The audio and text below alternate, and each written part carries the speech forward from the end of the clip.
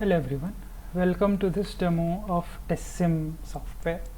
So TestSim is an in-development simulation tool for embedded systems. So its aim is to provide embedded hardware and software developers a common tool and a platform which can help with simulating their projects.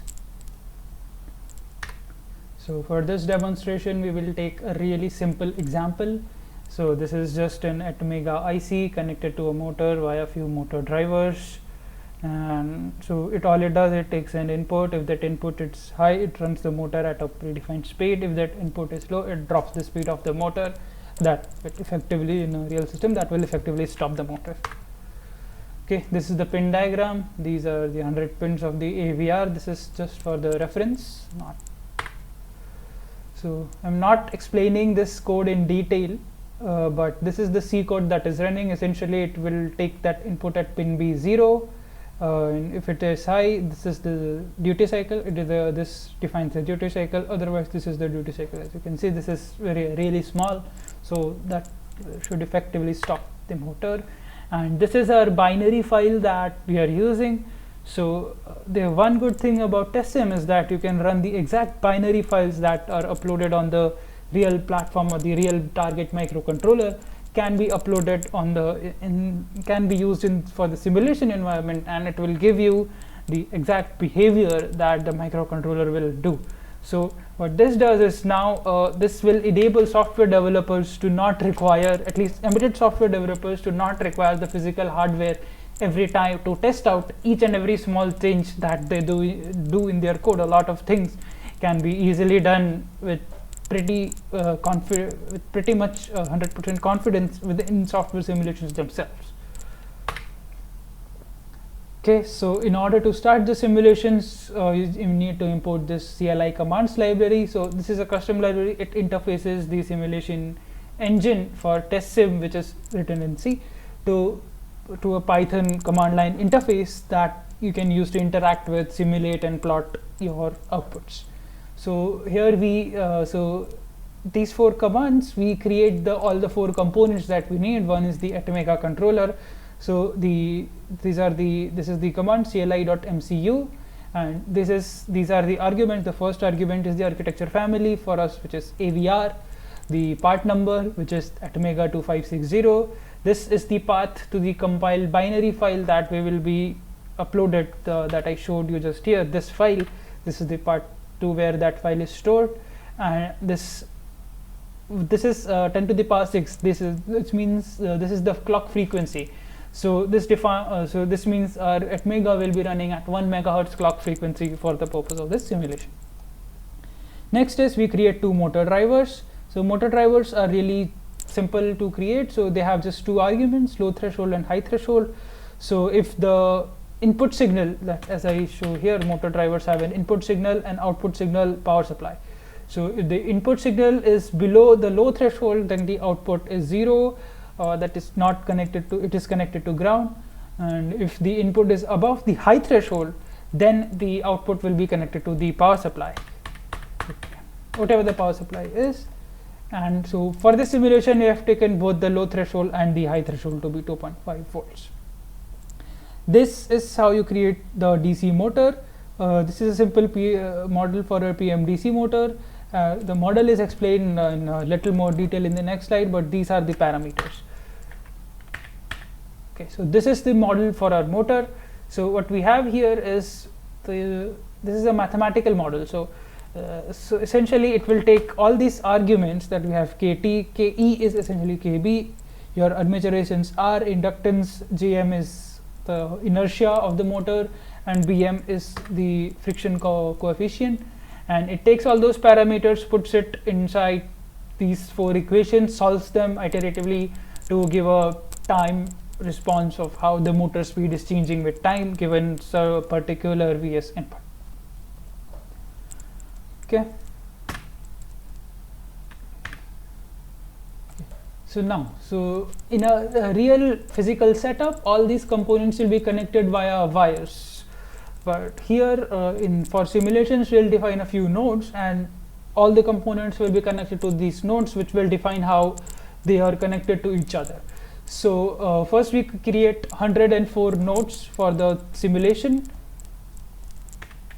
Okay, this creates 104 nodes. Now so the driver is connected to these nodes. So VCC, Vin is the input signal, Vout is the output, GN ground is ground. So we saw here, as I explained, so both the motor drivers are connected to pin 100, node 100 for the power supply. The outputs are connected to 101 and 102 node, input to 24 and 23 node. And the power supply for the microcontroller 5V power supply is given via node 9.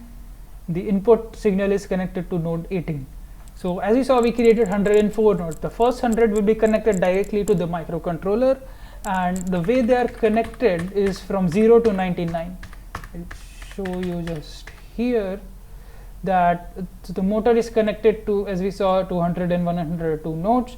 The Atmega nodes, so when I pass nodes, it passes the nodes is an array of 104 nodes, which are data type nodes. So these this entire array, as I pass this connect nodes, it automatically connects to the first 100 nodes. So if I had passed, let's say, nodes plus 3, then it would have connected to nodes indexed from 3 to 102.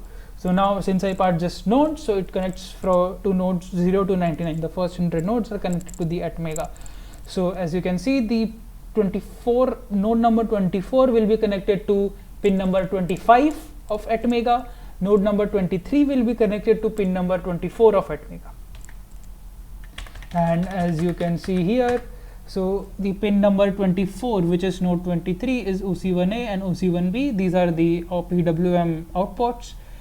10 or node 9 is the input power supply. 11 or node 10 is the ground power supply.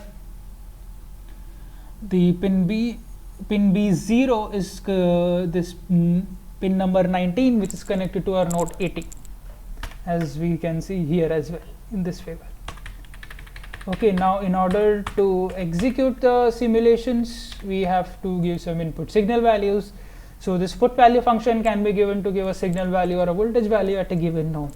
So if I give put value 100, 100 is the node to which motor drivers power supply, so that gives 15V power supply to the drivers, 0 to the ground for the drivers, 5V power supply to the microcontroller, 5 is the input pin. So to start with the simulations, we give it a high value, so initially the motor would run.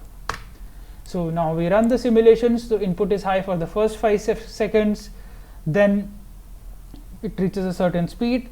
Then after the first 0.5 seconds, we give this node a value of 0, so that should stop the motor, reduce its speed, and then run for 0.5 seconds. Then we give it a high value again, and then run for 0.5 seconds. So total simulation time will be 1.5 seconds. For first 0.5 seconds, the input is high, then low, and then high for the last 0.5 seconds. Okay, now this data can then be plotted using this simple matplotlib library. So CLI.simulation time will give each instance of time for which the simulation was done. Empty.speeds will give the entire array of speeds, or the list of speeds at each time iteration. Now, in order to demonstrate this example, I have written the script. So this script is nothing but I have put together all those commands that I showed in the presentation. I have put them in a single Python script which can be executed to get the motor response. Okay, now in order to get the motor response, you can simply do the name of that script is avr test script, and run it simply using Python. And as I run it, so since we had taken some small time divisions, the simulation might take some time.